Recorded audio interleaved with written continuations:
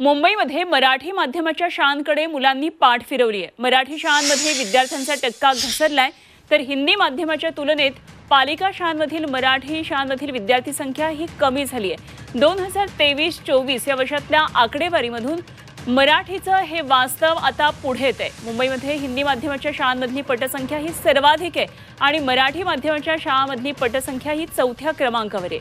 हिंदी माध्यमाच्या तुलनेमध्ये महापालिकेच्या मराठी माध्यमाच्या प्राथमिक शाळांची पटसंख्या कमी असल्याचं हे चित्र आहे।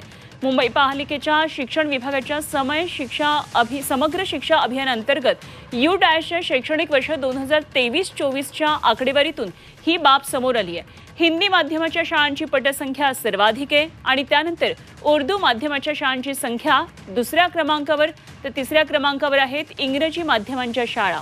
मराठी माध्यमांच्या शाळांची पटसंख्या ही 4थ्या क्रमांकावर आहे। आकडेवारीवरून हे सगळं आता समोर आलंय, तर मध्यमवर्गीय मराठी कुटुंबातली अनेक विद्यार्थी हे खासगी इंग्रजी माध्यमांच्या शाळांकडे वळत असल्याचं हे चित्र दिसतंय।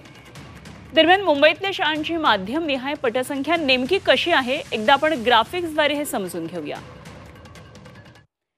तर हिंदी माध्यमाच्या शाळेची पटसंख्या आहे 67,417, तर उर्दू माध्यमाची पटसंख्या आहे 64,319।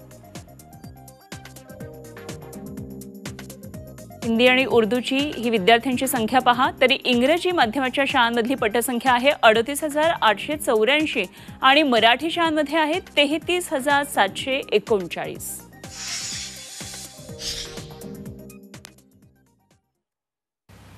ही परप्रांतीय भाषिकांची संख्या ही मुंबईमध्ये वाढलेली आहे। महानगरपालिका क्षेत्र जे आहे मुंबईचं त्याच्यामध्ये वाढलेली आहे आणि त्यामुळे त्यांची संख्या जास्ती झालेली आहे। वेराज आपली जी मराठी ज्या शाळा आहेत तिकडे मराठी शाळे म्हणजे संपूर्ण मराठी माध्यमांमध्ये मुलांना पाठवण्याचा ट्रेंडसुद्धा कमी झालेला आहे।